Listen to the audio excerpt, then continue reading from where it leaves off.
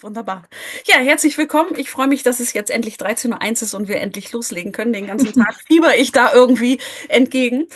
Wir sind hier im Webinar oder im Workshop Gestaltung des Lernens mit lösungsorientierten Anlass in Berufsschulklassen. Ich selbst bin Lehrerin im Norden Deutschlands an einer Berufsschule in Bremerhaven und bin seit 2021 mit diesem Virus, nenne ich es jetzt mal, infiziert. Ich bin eigentlich Seiteneinsteiger an einer Berufsschule und bin eigentlich rein technisch oder rein naturwissenschaftlich als Seiteneinsteiger, weil ich Lebensmitteltechnologe bin und war am Anfang so ein bisschen skeptisch und habe gedacht, was ist das denn irgendwie? Was soll das? Ich war so ein bisschen, habe mich aber mal angemeldet zu so einer Qualifizierungsmaßnahme fürs lösungsfokussiertes Lerncoaching und es hat mich einfach begeistert. Es kamen dann mit meinen Schülern so viele Aha-Momente und so viele produktive Phasen im Unterricht und so viel Lernen mit Spaß und keine Ahnung was, dass ich dachte, ich will davon irgendwie mehr machen und war total begeistert, bin mittlerweile Multiplikatorin und setze es in allen Klassen irgendwie immer mal und zwischendurch und verstetigt und wie auch immer ein. Was wir hier heute machen wollen oder was ich eigentlich gerne mit euch machen wollen würde, wäre zu zeigen, was ich so in meinen Klassen mache, was ich unter lösungsfokussiertem Lerncoaching in Berufsschulklassen verstehe, wie ich damit so umgehe, wie die Schüler mit mir umgehen und würde das gerne so aufbauen, dass ich mindestens 3 kleine Inputs zwischendurch immer gebe und wenn wir Lust und Laune haben, dann vielleicht in kleine Sessions gehen. Das sehen wir dann. Wenn wir so einen kleinen Rahmen bleiben, können wir auch sonst hier im Plenum darüber uns austauschen. Aber das Ganze heißt ja interaktiver Workshop. Das heißt, ich möchte eigentlich nicht 55 Minuten nur reden, sondern auch gerne ein bisschen mit euch Austausch haben, wenn das für euch okay ist. Gut, also, weil ich jetzt auf die Uhr schaue und sehe, es ist 13:08 Uhr, ich fand es total spannend, irgendwie zu hören, dass wir doch irgendwie alle mit Schule oder sowas zu tun haben, würde ich gerne jetzt einfach anfangen und erzählen, was ich so mache, was wir in den Schulen so machen, was ich darunter verstehe, was wir tun und würde euch gerne jetzt eine PowerPoint-Präsentation teilen, ich war hier gerade ein bisschen irritiert. So, also lösungsfokussiertes Lerncoaching, so nennen wir das in Bremerhaven oder im Land Bremerhaven durch diese Qualifizierungsmaßnahme von Katalin Hankowski. Und für mich sind es im Prinzip so 3 Säulen, die ich gleich irgendwie mit euch so ein bisschen abarbeiten wollen würde und euch so ein bisschen vorstellen würde, wie ich das darunter verstehe und was wir mit unseren Berufsschulklassen machen. Und dann können wir da so ein bisschen dran arbeiten und können dann selbst entscheiden oder ihr könnt selbst entscheiden und Input geben, wie tief wir irgendwo eindringen wollen. Jetzt würde ich gerne weiterklicken. Und es scheint alles doch jetzt. Also für mich ist im Prinzip, aber das ist für euch wahrscheinlich alle ganz klar, ja, Lösungsfokus irgendwie etwas, wo ein Schüler jetzt zum Beispiel in dem Unterricht auf ein Ziel hinschaut und dieses Ziel ist dann, kann alles Mögliche sein. Dieses Ziel könnte sein, dass es einfach nur ein Arbeitsergebnis ist, was Sie innerhalb der nächsten halben Stunde irgendwie bearbeiten müssen. Dieses Ziel kann aber auch ein größerer Arbeitsauftrag sein, der über ein halbes Jahr geht oder auch ein ganzes Schuljahr oder bei uns in Berufsschulklassen eben auch der komplette Abschluss. Also nach 3 Jahren haben sie dann ja bei uns den Abschluss. Sie starten quasi mit einem Ziel, setzen sich dieses Ziel vor Augen und bauen dann im Prinzip auf das, was sie eigentlich alles schon von sich aus mitbringen, von den Stärken, von den Ressourcen, die sie mitbringen und die bereits erfolgten Lernzuwachs, den sie in den letzten Wochen irgendwie hatten. Das ist alles ganz normal und es ist jetzt hier irgendwie nichts Neues, denke ich. Aber das, was wir eben oder was ich nebenbei dann immer noch so ein bisschen mache, ist diesen Weg zu diesem Ziel aufbauend auf den Stärken und den Ressourcen und dem Lernzuwachs, den sie schon haben, irgendwie zu beschleunigen oder zu boostern. Oder ich nenne das immer ganz gerne boostern, weil ich immer irgendwie denke, es macht vielleicht dann doch irgendwie die ein oder andere Geschichte, die den Schülern gar nicht so klar wird, ist aber vielleicht doch dafür da, dass das Ziel irgendwie schneller erreicht wird. Und diese 3 Säulen, die ich da irgendwie einfach so sehe, sind hier jetzt noch einmal aufgeführt und bei diesen 3 Säulen möchte ich gerne mit euch jetzt 3 Inputs machen.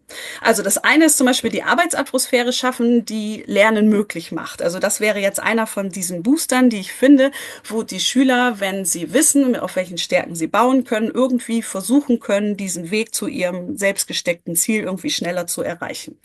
Dann finde ich, ist da absolut ein Schwerpunkt jetzt im lösungsfokussierten Lerncoaching natürlich auch die Mini-Coachings auf Augenhöhe. Da sage ich dann nachher auch was zu, dass wir das so ein bisschen auslagern wollen, dass ich also nicht als Lehrkraft mich mit jedem meiner 15 Schüler beschäftige und mich in einen extra Raum setze, sondern wir wollen das gerne auf Augenhöhe haben, also zwischen den Lernenden. Das wäre mein zweiter Input später.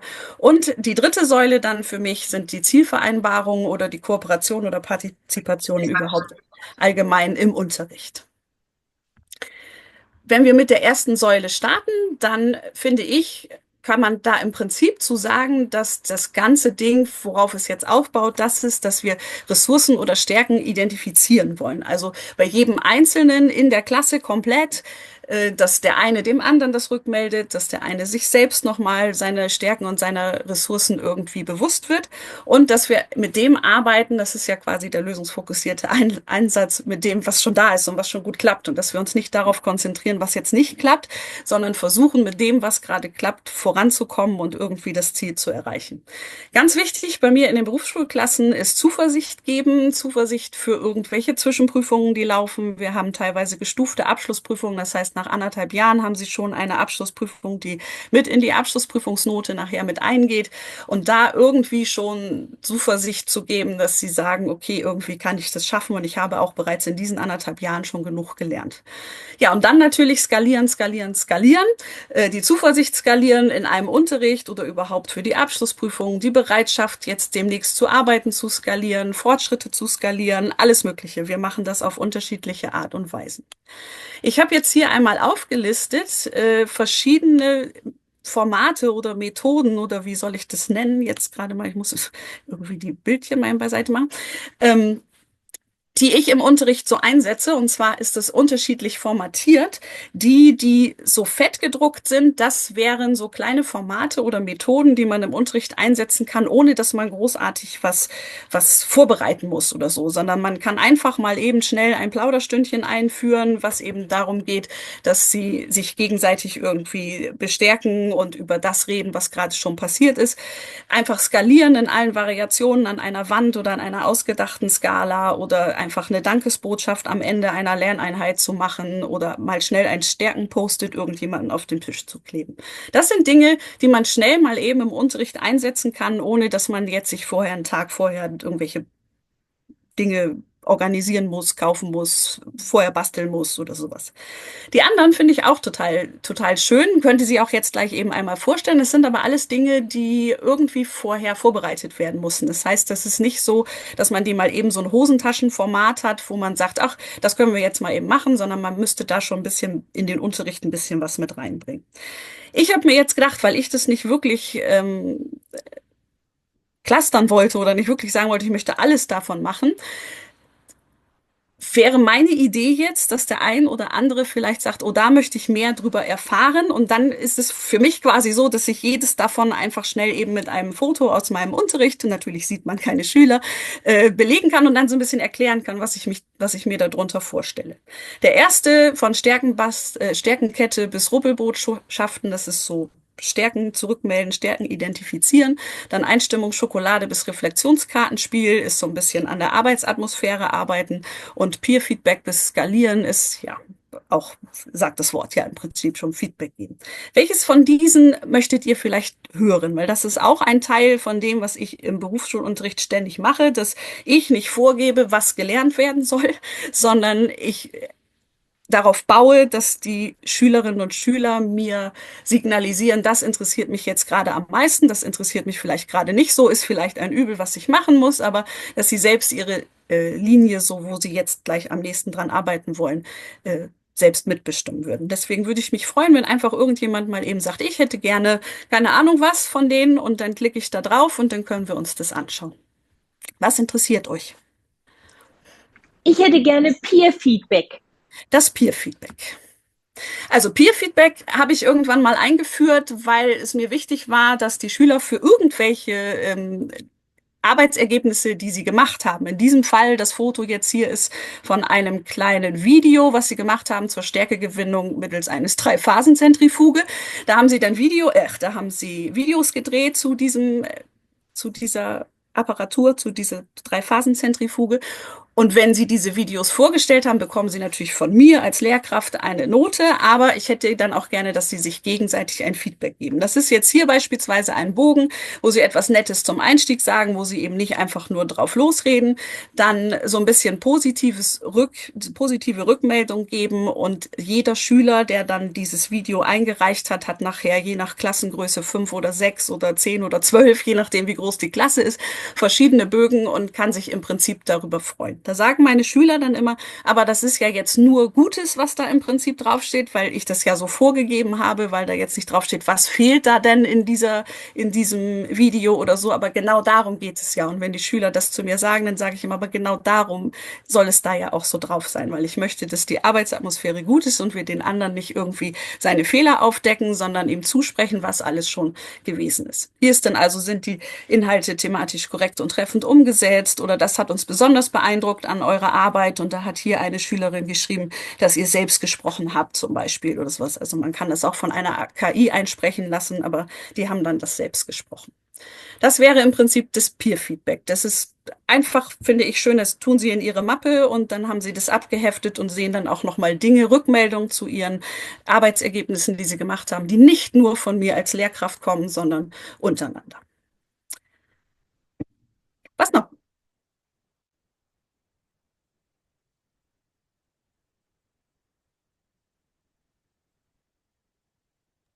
Ich hätte gern Reflexionskartenspiel.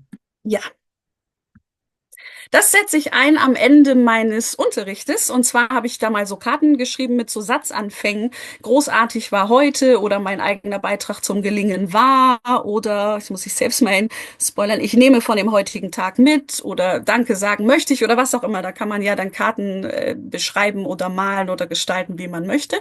Die sind dann bei mir jetzt laminiert und dann halte ich die einfach wie so ein Fächer vor mich und dann ist am Ende des Unterrichtes oder am Ende des Unterrichtstages zieht sich einfach jeder eine Karte raus und muss dann diese Karte am Ende des Tages irgendwie dann sinnvoll füllen. Mein persönlicher Lernzuwachs war heute oder mein Lob geht heute an und dann kann er sich einen Mitschüler raussuchen, der dann heute irgendwie was ganz Tolles gemacht hat, dass wir also am Ende des Unterrichtes mit diesem Reflexionskartenspiel nochmal irgendwie dazu kommen, positive Dinge zurückzumelden.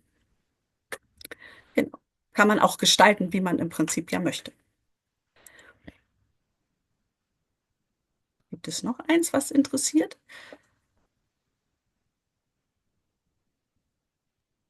Zuversicht to go. Zuversicht to go. Zuversicht to go habe ich hier ein Beispiel aus einer Klasse, die kurz vor der Abschlussprüfung war. Und zwar machen wir vor den Abschlussprüfungen ganz viele verschiedene Dinge und decken nochmal die Stärken auf. Wir stärken, also wir haben so Stempel, die dann so in Einsatz kommen. Und es gibt 25 Gründe, die sie auflisten, warum sie im Prinzip diese Prüfung bestehen können. Und dann kommt irgendwo der Moment, wo sie das letzte Mal vor ihrer Abschlussprüfung aus dem Unterricht gehen. Und in diesem Moment hängt einfach hier so ein DIN A3-Blatt, was ich beschrieben habe, wo dann so kleine Dinger dran sind. Man kennt es so, wenn man vielleicht sich irgendwie an einer Pinnwand irgendetwas kaufen möchte oder so, ist auch manchmal so die Telefonnummer da drauf.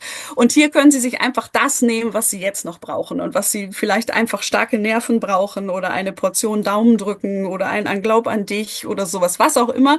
Hier sind ja nun schon ein paar abgerissen und die Schüler stecken sich das teilweise unter ihre Handyhülle und haben das dann die ganze Zeit bei sich und freuen sich dann irgendwie, dass sie das haben. Einfach nochmal so ein, komm, glaub an dich, geh raus. Alles andere kannst du schon und jetzt fehlt dir vielleicht einfach nur noch das. Das ist jetzt hier für eine Abschlussprüfung gewesen. Das kann man vielleicht auch einfach für eine Klassenarbeit machen, die größer ist oder für ein Praktikum, was man irgendwie hat oder so. Es muss ja nicht für die Abschlussprüfung sein, aber irgendwie sowas, so ein kleines Mitgebsel, was man sich dann irgendwie nochmal eben einsteckt. Und da stehen sie immer vor und finden das immer und total toll. Meistens mache ich dann so wie hier auch eins, was leer ist. Falls es ein Teil gibt, was doppelt genommen werden möchte, dann schreibe ich das nochmal schnell nach. Eins würde ich vielleicht noch vorschlagen und dann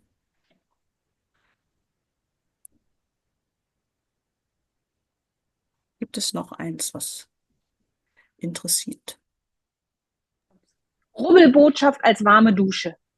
Rubbelbotschaft als warme Dusche. Das ist eins, was ganz viel Vorbereitung erfordert im Prinzip. Und zwar habe ich hier in irgendwelchen Versand-Online-Handel so Rubbelaufkleber gekauft. Die kann man einfach irgendwo draufkleben und dann kann man das einfach aufrubbeln und dann ist das, was man da drunter geschrieben haben, anschließend sichtbar. Und das machen wir hier. Also die Schüler, die man da jetzt die Hände nur noch sieht, die sind jetzt kurz vor einer Abschlussprüfung und geben sich da jeweils in einem vorbereiteten Kästchen eine kleine Botschaft. Aus dieser Botschaft soll herauskommen, warum derjenige, der dieses jetzt schreibt, total davon überzeugt ist, dass derjenige, der das liest, also der Adressat, die Abschlussprüfung nachher besteht. Also es sollen total liebe Dinge da draufstehen. Keine Ahnung, du hast schon alles geschafft oder du hast schon eine Ausbildung vorher geschafft oder was auch immer. Das ist ja dann adressatenabhängig. Wenn derjenige fertig ist, dann wird es abgeklebt mit diesem Rubbelaufkleber und dann bekommt er nachher, das sieht man hier unten dann im Bild, einen Bogen mit ganz vielen verschiedenen Rubbellosen und dann kann man das unterschiedlich anwenden. Entweder ritualisiert man das dann als Empfänger und macht die letzten 10 Tage vor der Prüfung jeden Tag einen auf, dann hat man so eine warme Dusche auf Raten. Oder wenn man gerade einen richtigen Hänger hat, dann macht man alles gleichzeitig auf. Das ist komplett egal. Das kann dann ja auch jeder nachher für sich selbst entscheiden, wann er diese Motivation braucht. Und ich habe das letzte Woche einmal gemacht, da war ein Schüler, der das in dem Moment schon unbedingt aufrubbeln musste und dann gesagt hat, wenn wir hier gleich fertig sind, dann will ich das schon alles aufrubbeln, weil ich bin so neugierig, was da drunter ist. Und auch das ist möglich. Also es soll ja einfach nur irgendwie wie so eine warme Dusche für ihn sein, wo tolle Dinge draufstehen, die ihn motivieren könnten, die Prüfung zu bestehen.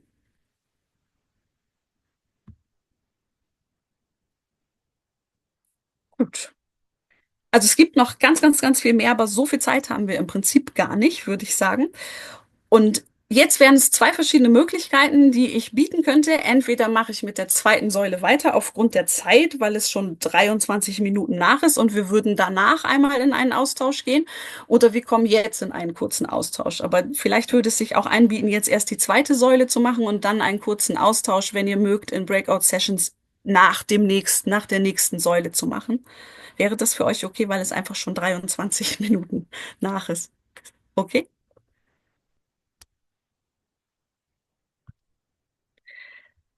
Die nächste Säule ist jetzt das, was vielleicht für die Studenten der systemischen Beratung dann vielleicht jetzt erst wirklich interessant wird, weil bis eben war ja einfach nur das, was ich denke, was total wichtig ist, weil ich kann nur lernen in einer Atmosphäre, in der ich mich auch total wohlfühle, wo ich denke, niemand lacht über mich oder wir achten auf uns und wir sind wertschätzen uns gegenseitig. Das finde ich ist total wichtig und ein absoluter Gamechanger auch bei mir im Unterricht gewesen. Und das nächste ist aber ja das, was eigentlich im Prinzip so das Coaching vielleicht dann ja ausmacht. Nur, dass wir das nicht als Lehrkraft oder ich das nicht im Unterricht als Lehrkraft mit den Schülern mache, indem ich in einen extra Raum gehe, sondern dass sie das eben untereinander machen.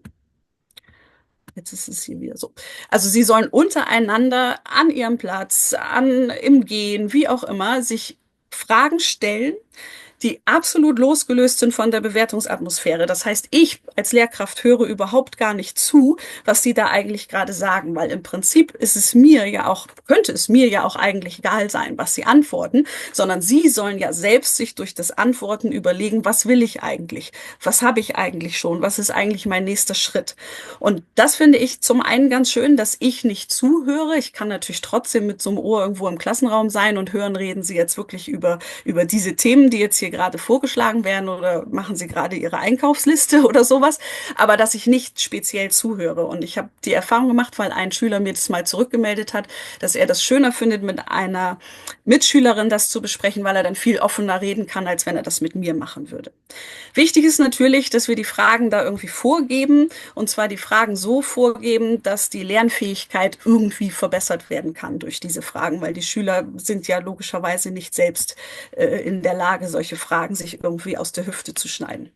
Das wende ich an, das ist jetzt leider zweimal doppelt geklickt. So, das wende ich an in verschiedenen Möglichkeiten, also in verschiedenen Settings. Einmal zum Beginn einer Lerneinheit. Und wenn die Lerneinheit beginnt, dann kann man beispielsweise Dinge fragen wie, an was erinnerst du dich, wenn du an den letzten Unterrichtstag zurückdenkst? Also wenn wir jetzt beispielsweise jede Woche Freitag die eine Klasse haben und wir sehen uns dann morgens um 8:05 Uhr wieder, dann stelle ich sie auf mit irgendeinem zugelosten Partner oder so und dann soll dieser Partner denen diese Frage eben stellen und dann stellen sie sich die Frage gegenseitig und antworten eben kurz. Und dann kann man alles Mögliche fragen. Hier habe ich beispielsweise dann jetzt mal, was hat das Gelingen nützlich unterstützt und was noch? Nehmen wir an, dieser Tag wird mindestens genauso gut, wie ließe sich das noch steigern? Was müsste heute passieren? Oder auch, woran merkst du diese Veränderung? Woran merken das andere? Und was ist dein Beitrag dazu? Also um sie morgens um 8:05 Uhr, wenn wir alle kommen, irgendwie nochmal an letztes Mal zu erinnern und irgendwie daran zu erinnern, was heute passieren müsste, damit es entweder genauso gut wird oder vielleicht auch noch besser. Das wäre am Anfang einer Lerneinheit oder am Anfang eines Tages. Das kann ich auch mittendrin machen. Wenn ich mittendrin irgendeinen Auftrag habe, den Sie eventuell auch schon vorher sich ein Ziel für gesetzt haben, dann gehe ich einfach mittendrin mal eben im Unterricht dahin und sage, wie zufrieden bist du jetzt gerade in diesem Punkt der Arbeitsphase? Da könnte dann alles Mögliche kommen. Da könnten alle möglichen Skalierungsfragen dann irgendwie auch folgen. Warum schon hier und was hast du alles schon und was müsste passieren, wenn du einen Schritt weiter wärst oder sowas. Das kann ich fragen, dann bin ich als Lehrkraft und gehe rum bei den einzelnen Gruppen oder eben auch, ich bringe das ans Board vorne, damit sie das lesen können und fragen sich das dann wieder gegenseitig. Was ich ganz schön finde, auch mittendrin ist, gerade vielleicht, wenn man nach einer Pause oder so wieder reinkommt, wenn man mehrere Stunden nacheinander die gleiche Lerngruppe hat, was gibt dir jetzt gerade Freude und Energie, irgendwie weiterzumachen? Dann denken sie auch sich irgendwie, was da gerade die Freude oder Energie bringt und dann fangen sie dann auch danach gleich irgendwie an zu arbeiten. In Vorbereitungszeiten für Prüfungen, wenn wir jetzt also bei unseren Berufsschülern wieder irgendwie sind und die Prüfung naht, dann kann man eben so Sätze fragen wie schätzt du deine Fähigkeiten heute ein, diese Prüfung mit dem von dir gesteckten Ziel zu absolvieren. Also vielleicht möchte jemand eine 2, jemand anders reicht aber, wenn er mit einer 4 besteht oder so. Worauf kannst du bauen, dass du das auch wirklich so erreichen willst? Was müsste passieren oder was gibt dir Zuversicht, dass genau dies so passiert? Und diese Fragen, die mache ich sehr gerne im Speed-Dating-Format. Das heißt, dass so 2 Reihen Schüler sich gegenüberstehen. Der eine Frage stellt, der andere antwortet. Und dann wechselt die eine Reihe, sodass die nächste Frage von einem anderen gefragt wird und derjenige antwortet wieder, was er logischerweise von sich aus antworten würde, aber dass der andere nicht unbedingt weiß, was vorher schon gesagt wurde. Es geht in diesem Fall einfach nur darum, dass derjenige, der Befragte quasi, sich selbst Gedanken darüber macht, was ist denn jetzt eigentlich, was müsste jetzt passieren, damit ich vielleicht doch noch ein ganz kleines bisschen besser abschneide. Dass sie also nicht irgendwie so die ganze Zeit im Gespräch sind, sondern die Gesprächspartner auch sehr gerne wechseln. Und was ich total gerne mache, gerade jetzt im Frühjahr, wir plaudern im Gehen. Wenn wir irgendwie eine Lernphase haben, wo es irgendwie vielleicht auch mal stockt oder wo wir vielleicht mal irgendwie ein bisschen neuen Mut sammeln müssen oder sowas, dann gehen wir einfach mal kurz vor die Tür und haben ganz viele Treppen bei uns im Schulgebäude und können auf diesen Treppen unterschiedliche Dinge skalieren und können einfach dann die ersten 10 Stufen nehmen und dies als Skala nehmen. Oder bei uns ist unmittelbar in der Nähe, da muss man nur so ungefähr 2-mal umfallen, dann ist man in einem Park bei uns an der Schule und in diesem Park stehen so Frisbee-Körbe. Es ist ein Bild da oben eingeblendet, weil ich nicht weiß, ob man das kennt. Das spielt man irgendwie so mit. Und diesen Frisbee-Korb nehme ich dann als Anlass und sage, was war dein Volltreffer in dieser Lerneinheit? Wo man also sich nochmal so ein bisschen zurückblickt, was ist denn eigentlich jetzt irgendwie gewesen? Dann gibt es Tretboote in diesem Park und mit diesem Tretboot frage ich dann einfach, was gibt dir gerade Antrieb zum Weiterlernen? Oder wenn wir ein bisschen weitergehen bei uns an der Schule oder auch dann irgendwann an einem Wandertag quasi direkt mal dann am Wasser starten, gibt es zum Beispiel eine Leuchtfeuerlaterne, wo man dann einfach zu fragen kann, was zeigt dir an, dass du auf dem richtigen Weg bist? Also irgendwo spazieren gehen mit den Schülern und einfach an irgendeinem Ding, was man da gerade sieht, irgendeine Frage stellen. Wenn dann ein Blumenbeet ist, einfach zu fragen, was lässt dich gerade aufblühen oder was sorgt dafür, dass du aufblühst oder irgendwie sowas. Das ist so ein bisschen, sind so Fragen, die man dann selbst irgendwie beantworten kann, aber spielt dann auch so ein bisschen wieder in Richtung Lernatmosphäre, weil sie sich dann einfach untereinander unterhalten und sich Sachen erzählen, die man sich vielleicht sonst nicht erzählen würde. Also das mache ich im Prinzip auch sehr gerne und ab und zu. Klingt jetzt so, als wenn wir immer spazieren gehen. Nein, das tun wir nicht. Aber wenn das Wetter so schön ist wie letztens, habe ich gesagt, komm, lass uns mal ein bisschen gehen und lass uns mal ein bisschen das ein oder andere dann quasi erfragen. Prima. Es würde mich brennend interessieren, was gerade so geredet wurde. Aber ich würde sehr gerne erst meinen dritten Input noch geben. Und zum Ende haben wir ganz sicherlich noch vielleicht ein ganz kleines bisschen Zeit. Und abschließen möchte ich das gerne mit einer Methode, die vorhin gar nicht angewählt wurde, nämlich das ein Tag, drei Worte. Und vielleicht kann ich da durch dieses ein Tag, drei Worte noch irgendwie erhaschen, was eben so geredet wurde. Ein bisschen was stand ja eben auch schon im Chat. Das war aber wohl, glaube ich, schon von etwas davor. Ich versuche wieder, meine PowerPoint-Präsentation zu spiegeln hier für euch. Würde jetzt gerne mit der dritten Säule weitermachen. Und zwar ist die dritte Säule, ihr habt sie ja vorhin auf dem oberen Bild ja schon einmal quasi gesehen, wo es hier ganz klar um diese Zielvereinbarung geht. Also wenn ich irgendwie die Arbeitsatmosphäre geschaffen habe, dass das Lernen für alle irgendwie Spaß macht, möglich macht, ohne Ängste einfach sich alles quasi zu trauen und darauf zu bauen, dass irgendwie wir gemeinsam dieses Schiff in den Hafen bringen und wir dabei sind, so kleine Mini-Coachings irgendwann zu machen, wo sie einfach sich irgendwelche Fragen stellen. Dann haben wir eventuell aus diesen Mini-Coachings kleine Zielvereinbarungen, mit denen Sie dann in irgendeine Arbeitsphase starten. Und zwar gibt es da unterschiedliche Möglichkeiten, die ich jetzt hier gleich alle eben einmal vorstellen würde, die das Ziel haben, gemeinsam irgendwie oder teilweise auch alleine, je nachdem, was es gerade für eine Arbeitsform ist, das Arbeitsergebnis zu schaffen, was wir uns gerade als Ziel gesetzt haben. Da gibt es zum Beispiel die Zielvereinbarungen, die wir machen. Jetzt funktioniert es wieder nicht so, wie ich möchte. Die Zielvereinbarungen, die ich euch gerne zeigen würde, wenn es denn so funktioniert, wie ich es möchte. Ja, das sind bei mir so kleine laminierte Karten und wir sprechen einfach am Anfang von irgendeinem Arbeitsauftrag darüber. Dieses hier war jetzt, glaube ich, eine Präsentation irgendwie zum Thema Schlachtung oder sowas zu machen. Fleischreifung steht da drauf. Und am Anfang dieser Arbeitsphase kriegen Sie so laminierte Karten von mir und einen Folienstift, wo Sie sich gemeinsam, das waren jetzt in diesem Fall 3 Mädels, sich Gedanken darüber machen, was wollen Sie in dieser Arbeitsphase jetzt schaffen. Sie hatten scheinbar hier 45 Minuten Zeit an dem Tag und haben sich dann darauf notiert, was sie eben macht. Wer was macht, zum Beispiel machen Jana und Bedran die Schlachtfehler oder sowas. Diese Karte bleibt dann auf dem Tisch liegen bei denen, sodass sie dann im Prinzip das die ganze Zeit vor Augen haben. Also das, was sie sich zum Ziel gesetzt haben, in diesen 45 Minuten zu schaffen, sehen sie die ganze Zeit vor sich liegen. Bietet mir die Möglichkeit, wenn ich zwischendurch mal rumgehe, vielleicht mal eben da drauf zu tippen oder mal eben kurz abzufragen, wie weit seid ihr? Kommt ihr dem schon nahe? Was fehlt euch noch? Kann ich euch unterstützen oder wie auch immer? Dass sie so einen Vertrag quasi mit sich geschlossen haben, was sie in diesen 45 Minuten in dieser Arbeitsphase machen wollen. Was ich wahnsinnig gewinnbringend in meinen Klassen finde, ist der Deal der Woche. Und zwar habe ich meine Berufsschulklassen, wir sind ja im dualen System, immer nur einmal die Woche. Die kommen nur einmal die Woche bei mir zur Schule. Die restliche Zeit sind sie in Ausbildung, dann in ihrem Betrieb. Und wir überlegen immer, was machen wir genau nächste Woche. Ich habe sie teilweise 6, teilweise 8 Stunden dann. Und dann überlegen wir immer, wie gestalten wir nächstes Mal diese 6 oder 8 Stunden.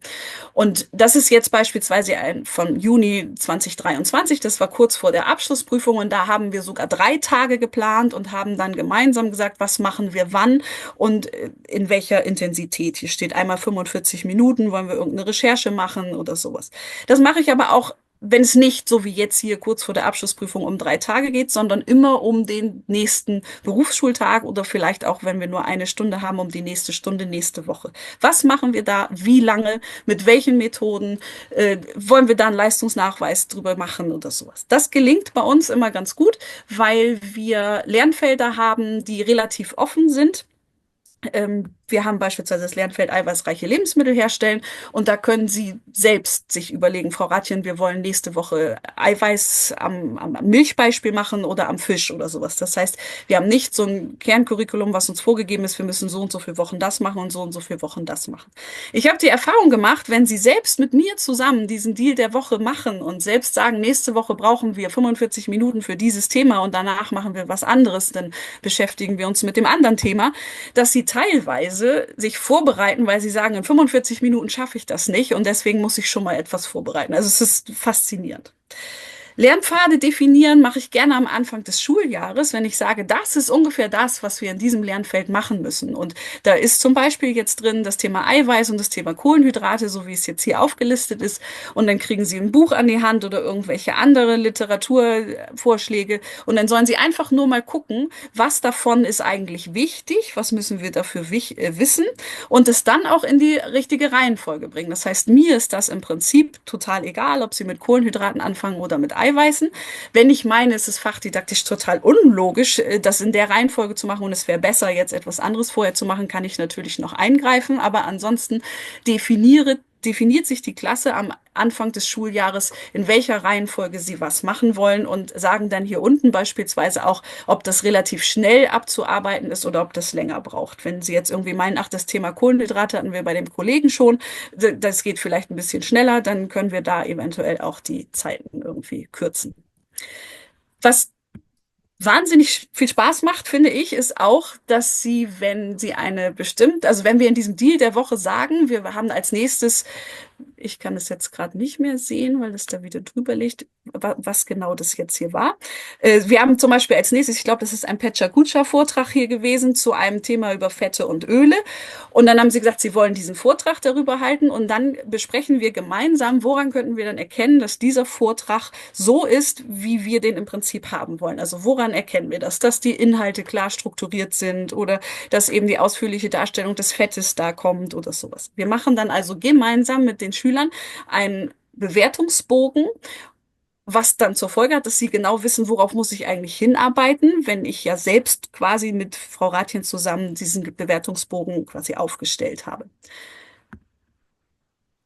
Wenn wir mit einem Unterrichtsinhalt fertig sind, Kannlisten kennt man ja vielleicht an Berufsschulklassen, aber mache ich gerne diese reversiblen Kannlisten. Das heißt, wir gucken einfach nach dieser Einheit, was kann ich jetzt eigentlich? Und das ist bei mir meistens diese reversible Kannliste, wo wir im Nachhinein nochmal gucken, was haben wir jetzt in dieser Zeit gelernt und was müsste ich jetzt eigentlich nach diesen Wochen können? Klassischerweise sind Kannlisten ja vor einer Lerneinheit, dass man sagt, das und das wirst du jetzt in dieser Lerneinheit am Ende können.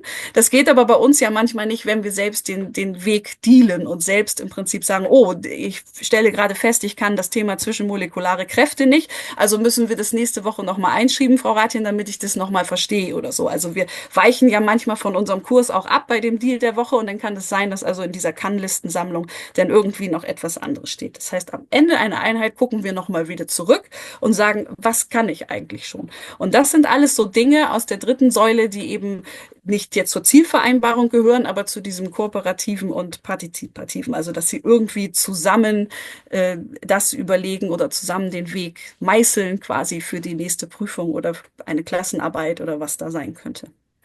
Und wenn wir diese Mini-Coachings aus der zweiten Säule auf Augenhöhe dann quasi hatten, dann kommt da irgendwas bei raus, was ich nach 45 Minuten oder irgendwie sowas bearbeitet haben sollte. Und diese Zielvereinbarung, die ich da habe, die kann man ja beispielsweise dann auf diese laminierten Karten schreiben oder aber ich habe sie einfach nur gesagt.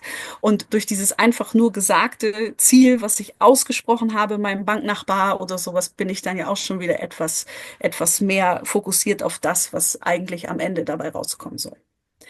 Das sind so diese Dinge, die ich in der dritten Säule im Prinzip so sehe, Zielvereinbarung, wo wollen wir am Ende hin, das Ganze irgendwie kooperativ machen mit allem, was man an kooperativen Methoden hat, mit Speeddating, Kugellager, wo so viel wie möglich irgendwie reden, weil das ist dann wieder gut für die Arbeitsatmosphäre und wenn wir eine gute Arbeitsatmosphäre haben, dann trauen wir uns auch in Mini-Coachings mit unseren Mitschülern irgendwie darüber zu sprechen und denen irgendwelche Geheimnisse vielleicht zu offenbaren, warum es vielleicht gerade besser laufen könnte, wenn irgendetwas anderes wäre.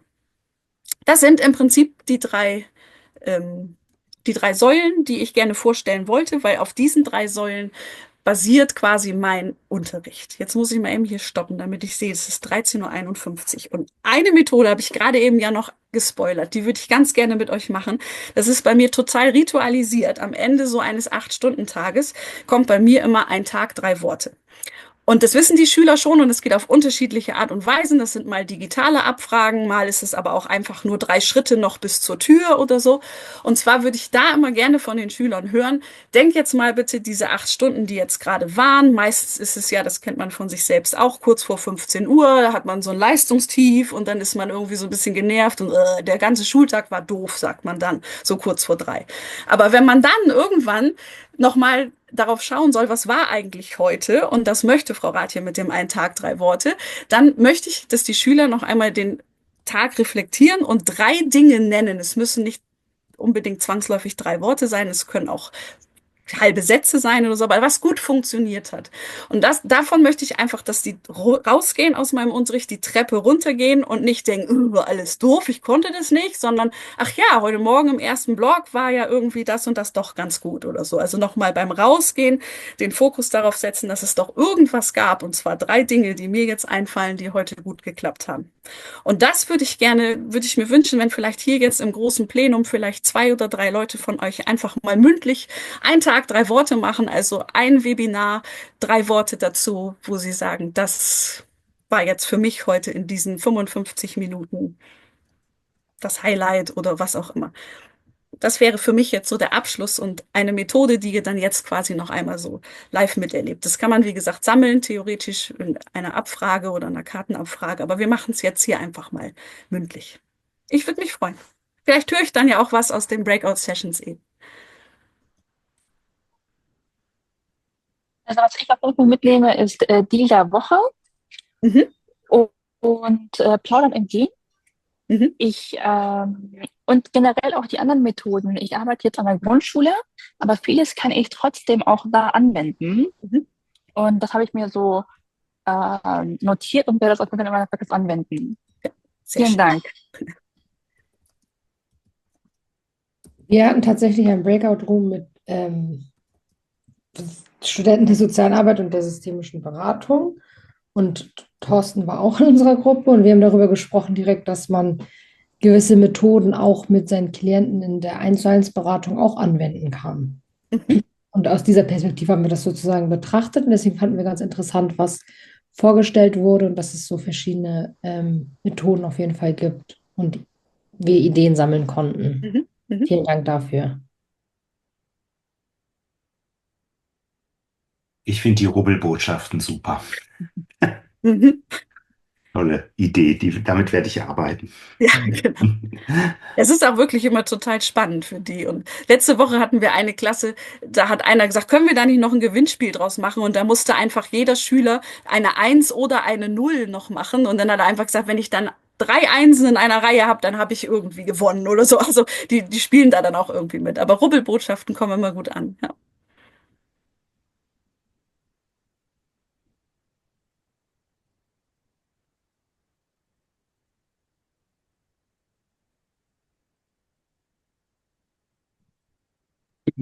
Ich denke, es ist konkret, es ist kreativ und es ist sowas von Mitgestalten. Also es ist wirklich eine große Einladung zu den Schülerinnen und Schülern mitzumachen und mitgestalten.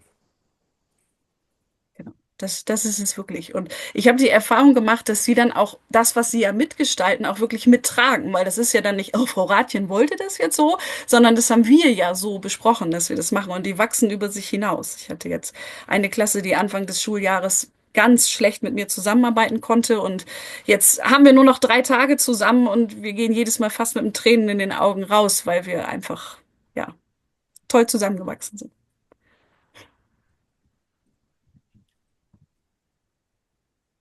Ja, Patricia. Viele neuen. Achso, Patricia, mach du. Ja, wobei ich habe nicht einen Tag 3 Worte, sondern ich hätte eher eine Stunde eine Frage, wenn Ja. ich darf. Was beobachtest du? Wie nehmen die Schüler das mit über den Unterricht mit dir jetzt hinaus? Also siehst du, dass sie da selbst schon anfangen nach dem Ende, also was weiß ich, nach einem halben Jahr zu sagen, ah, Frau Rathjen weiß genau, welche Frage jetzt kommt und bababababab. Genau. Also das, Fällt mir jetzt gerade schwer, so ganz konkret zu antworten. Also ich weiß, dass Sie bei mir in meinem Unterricht teilweise Dinge einfordern an Stellen, an denen ich das gar nicht gewollt habe. Dass Sie dann manchmal sagen, oh, Frau Rathjen, können Sie das jetzt mal eben in so Skala-Fragen oder sowas stellen? Also bei mir im Unterricht fordern Sie das teilweise ein. Dann diese Klasse, von der ich gerade gesprochen habe, die am Anfang des Schuljahres absolut nicht kooperativ war und mir von vornherein gesagt hat, Frau Rathjen, mit Ihnen wollen wir nicht gerne arbeiten. Die ist mittlerweile total fasziniert davon und hat mir letztens zurückgespiegelt, dass sie das total gut finden, weil sie ja so auch selbst sehen, wie sie ihr Lernen in welcher Reihenfolge gestalten. Also eine Schülerin hat einfach bis kurz vor 3 nicht das gemacht, was ich eigentlich dachte, was sie macht und hat dann irgendwann plötzlich angefangen und war super schnell fertig. Und dann hat sie gesagt, dass sie das total gut findet, dass sie bei uns gelernt hat, selbst zu gucken, wann ist was für sie jetzt am wichtigsten und sich selbst ihre Zeiten einzuteilen und dass sie das eben auch im Berufsleben vielleicht brauchen kann. Aber ja, Dankbarkeit höre ich ganz oft ein paar Tage nach den Prüfungen noch, dass mir jemand eine Nachricht schreibt und sagt, oh toll, dass Sie immer an uns geglaubt haben oder irgendwie sowas. Aber das sind jetzt so die mir gerade so mit Blick auf die Uhr einfallen. Genau.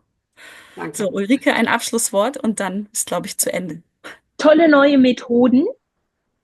Eine souveräne Jenny, meine Kollegin, bin ich auch ein bisschen stolz drauf. Toll in Bremen.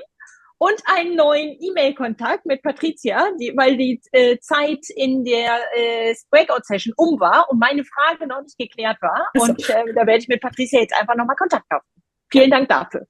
Sehr gerne. Ja. Vielen Dank, dass ihr da wart. Ich bin überwältigt, sondern überwältigt. Genau. Ich hoffe, ich konnte so ein bisschen Einblick daran geben, was ich seit 2021 tue. Und wie gesagt, ich war absolut nicht davon überzeugt, weil ich rein naturwissenschaftlich geprägt bin. Aber alles das, was passiert im Klassenraum plötzlich, spricht einfach Bände. Und deswegen kann ich da einfach nur so drüber berichten. Ich wünsche euch noch ganz viel Spaß in den nächsten Webinaren oder was ihr alles so macht. Und dann, ja, vielleicht sieht man sich irgendwann mal.